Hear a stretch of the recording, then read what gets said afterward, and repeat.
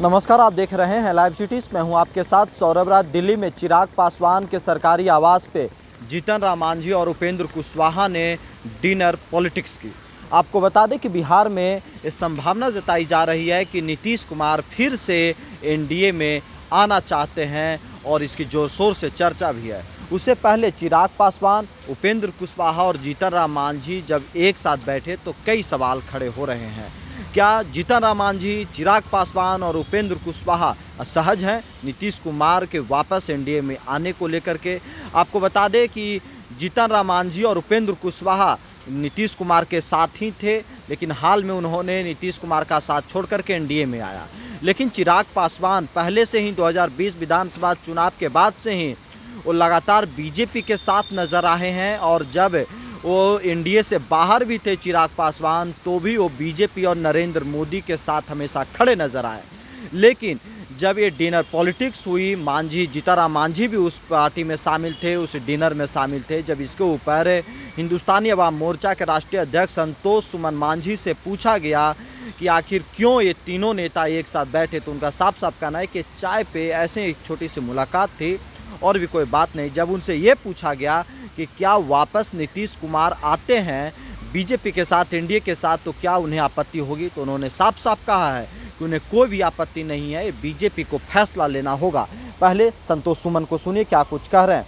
कुमार को लेकर के बहुत चर्चा है। आप लोग भी पहले बोल चुके हैं कि नीतीश कुमार की एनडीए में वापसी हो सकती है।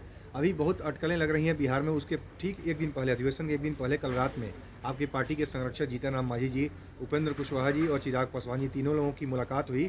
डिनर पर एक साथ कल रात में बैठे थे।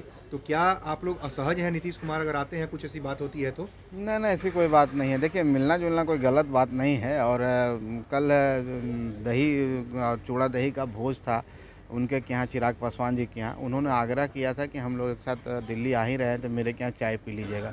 इसके अलावा इसमें कोई राजनीति नहीं है और कोई असहजता नहीं है। कौन आएगा नहीं आएगा अभी हम लोग उस पर चर्चा नहीं करते हैं। अभी हम लोग अपनी तैयारी कर रहे हैं और एनडीए के बिहार में 40 से 40 सीट हम कैसे जितवा पाएँ, कैसे दें माननीय हमारे प्रधानमंत्री जी को, आदरणीय मोदी जी के झोली में, इसकी तैयारी हम लोग कर रहे हैं। सब मिल के हम लोग तैयारी कर रहे हैं, कोई विवाद नहीं इसमें। नीतीश कुमार आते हैं तो आप लोग स्वागत करिएगा। अब देखिए, आएंगे कि नहीं आएंगे हम लोग का विषय नहीं है, भारतीय जनता पार्टी का विषय है। अगर वो समझती है कि नीतीश जी को आना चाहिए, नीतीश जी अगर आने के लिए तैयार हैं तो हम लोग को इसमें कोई दिक्कत नहीं। तो आपने देखा, संतोष सुमन ने साफ साफ कह दिया कि नीतीश कुमार अगर एनडीए में आना चाहते हैं तो बीजेपी को फैसला लेना है, और अगर बीजेपी फैसला ले लेती है या किसी भी तरीके से और भी कुछ बड़ी घटना होती है तो उन्हें कोई भी आपत्ति नहीं होगी। बिहार में हलचल तेज है। बिहार में कहा जा रहा है कि नीतीश कुमार महागठबंधन में नाराज़ चल रहे हैं, कांग्रेस से नाराज़ चल रहे हैं और वो वहाँ पे रहना नहीं चाहते हैं। वो अब एनडीए के साथ आना चाह रहे हैं। आपने देखा कि पिछले दिनों राम मंदिर के ऊपर, जो अयोध्या में भव्य राम मंदिर बनकर तैयार है, उसके ऊपर जेडीयू के नेताओं का पॉजिटिव बयान लगातार आ रहा है। वहीं आरजेडी और कांग्रेस लगातार नए राम मंदिर के ऊपर सवाल उठा रही है। कांग्रेस ने यहाँ तक बॉयकॉट कर दिया उसके उद्घाटन समारोह का, उसके पूजा पाठ का। उनका कहना है, कांग्रेस के नेताओं का कहना है कि वो एक राजनीतिक पूजा पाठ हो रही है, वहाँ पे कांग्रेस के लोग नहीं जाएंगे।